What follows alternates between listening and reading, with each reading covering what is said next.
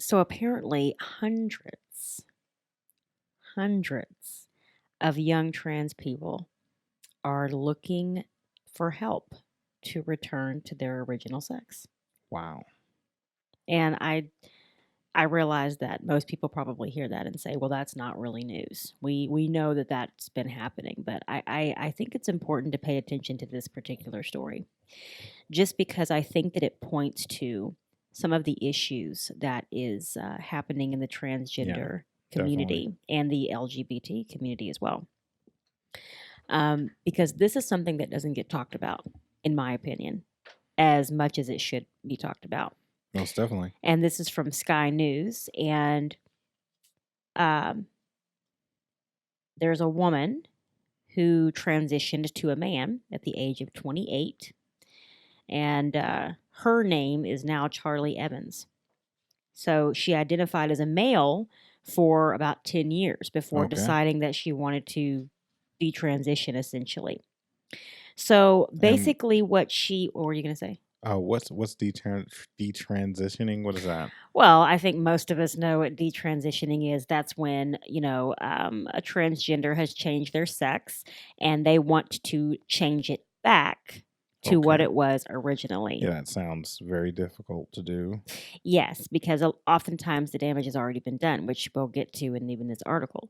So, what she told Sky News was that there are a number of young people, and I want you to pay attention to the young people part, the age group that she's referring to, that is seeking to it says the number of young people seeking gender transition is at an all-time high, Oh, but we hear very little, if anything, about those who oh may come man. to regret their decision. I wonder why. So I want you to pay attention to the trend here, okay? Particularly with how the left likes to promote, okay? The left loves to promote transgenders. They love to promote the LGBT community. They love to promote abortion. We get it. But one of the things that gets me, okay, about this is that this is where you don't see the left anywhere. No. Nowhere to be found. Nowhere to be found when it comes to, I might have made a mistake and now I want to figure out how I can get back on track with my life and who I am and the decision that I made. And then they're abandoned. This is one of the aspects of what is happening to transgenders that breaks my heart the most.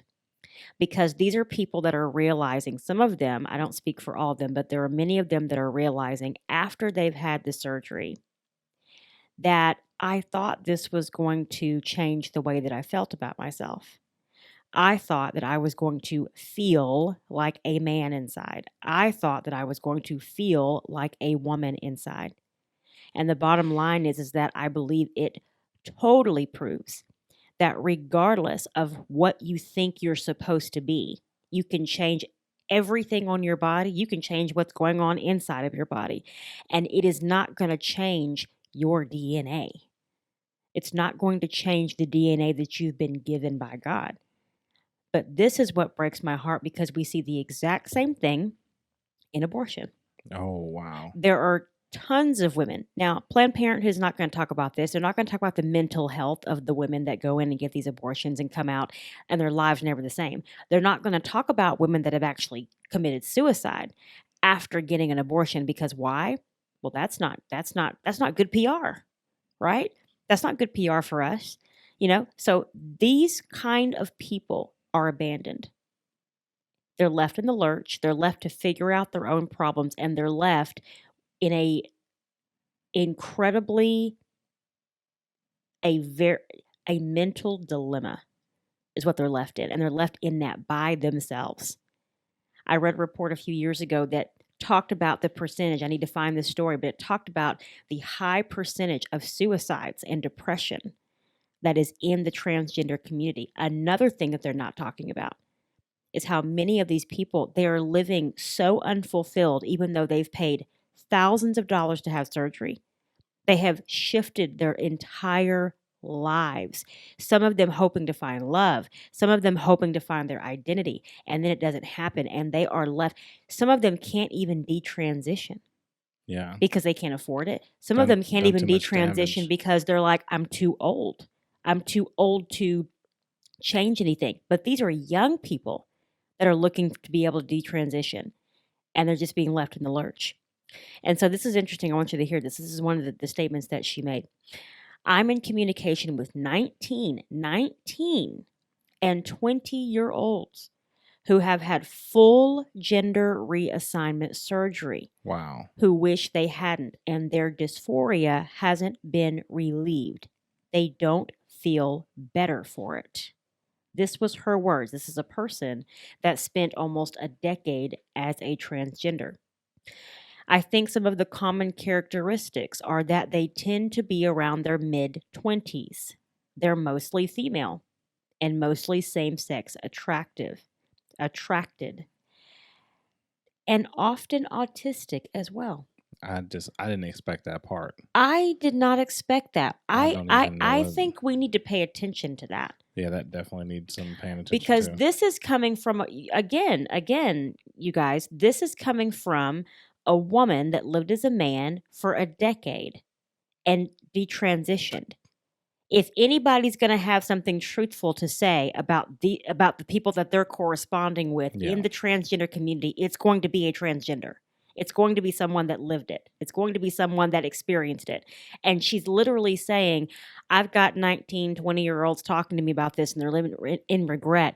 But I was not expecting for her to say they're often autistic as well. That's That insane. is a that is a whole other that Yeah. is a whole other dynamic in the transgender community that I wasn't even aware of. Yeah, I wasn't even aware of that either. She didn't touch on much more of it in the article. I have a feeling she probably did in the interview, but it wasn't placed in the article. I But did know. I heard something a few months ago about the drag queen, um, autistic kids, the Down syndrome kids that they were yes, letting do the drag queen thing, yes, and I remember that. But I thought that was kind of strange that we try to sexualize people with Down syndrome. But yeah. I you just know, I don't just know. so much depravity. And the thing I don't is, get it. if this is from the UK, right? That's where this Is is this from. from the I think UK? it is. It's Sky News. Yeah. Oh So yeah. I'm sorry. so these I'm not paying transitions, attention. were paid for with their tax dollars. Exactly. So they get to just say, "Hey, I feel like a woman or I feel like a man," Yeah. and they go to these counseling sessions and all that, and then they pay for them to get their sex reassignment. Yeah. Interesting. Something else that she said, and I think this is also key. She said that she felt shunned by the LGBT community for being a traitor. So I felt I had to do something. So again, there's the abandonment. Yeah. There's the individual. You have to here's the thing. You have to be somehow connecting to the individual that you are originally to detransition. Mm-hmm. You're not going to just detransition because this is uncomfortable. You're going to detransition because something isn't being fulfilled that you thought was going to be fulfilled, and it's not. So there they are, left with that dilemma, and the very community that is supposed to be, helping you because that's you're part of the LGBT, right? They're being abandoned because they decided that maybe this wasn't for them, which I find sad. I find that sad. And so this person is actually launching a charity called the Detransition Advocacy Network. Oh, they're probably going to shut that down. And they're going to actually be meeting in Manchester. So I'm going to leave you with one of the things that she said. I didn't think any change was going to be enough in the end, and I thought it was better to work on changing how I felt about myself than changing my body. Wow. And just an FYI, I know this is from Sky News. I know this is coming from the UK. But this is also happening in the United States. How do I know? I can tell you I can't tell you how many YouTube videos where there are transgenders that are getting on video and they're detransitioning and they're being honest about it. I watched one young man that just broke my heart. young kid, probably not more than 22 years old.